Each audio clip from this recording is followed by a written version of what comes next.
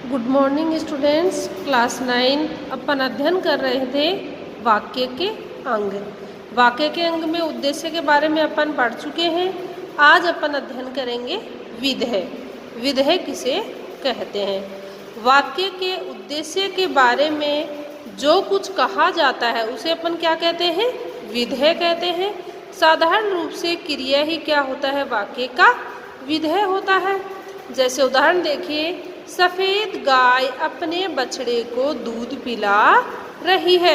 यहाँ पर सफ़ेद गाय क्या है? उद्देश्य है, वाक्य का करता है।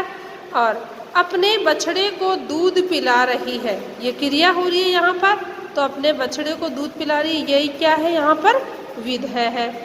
उक्त वाक्य में सफ़ेद गाय उद्देश्य है और उसके अतिरिक्त जो शेष वाक्य है वो क्या है? यहाँ पर विधेय है, जिसमें अपने बछड़े को दूध कर्म और उसका विस्तारक पिला रही है, क्या है? क्रिया है। यहाँ पर इस वाक्य में गाय करता है और सफ़ेद की गाय की विशेषता बता रहा है। गाय कैसा है? कैसी है? सफ़ेद है, तो उसका ये सफ़ेद क्या हुआ? यहाँ पर विशेषण हुआ।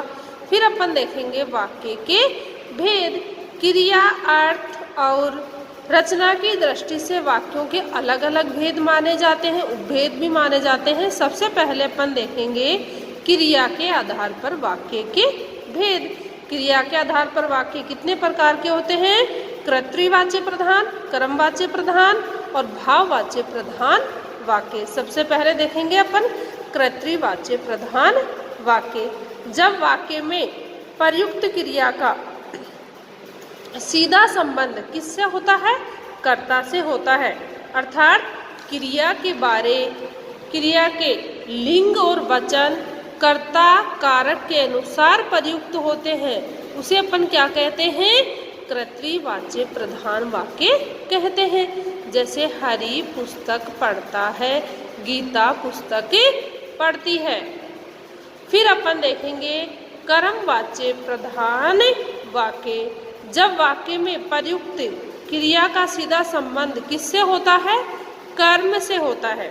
अर्थात क्रिया के लिंग और वचन कर्म के अनुसार प्रयुक्त होते हैं। कर्तृवाच्य में क्या देखा था आपने? कर्ता कारक के अनुसार चेंज होते हैं, और यहाँ पर कर्म, क्रिया, लिंग और वचन कर्म के अनुसार प्रयुक्त होते हैं।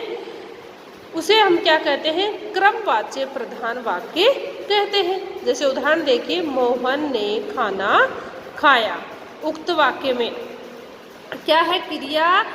क्रिया में लिंग, वचन और कर्म के अनुसार है यहाँ पर क्रिया। अतः यह कौन सा वाक्य हुआ अपना?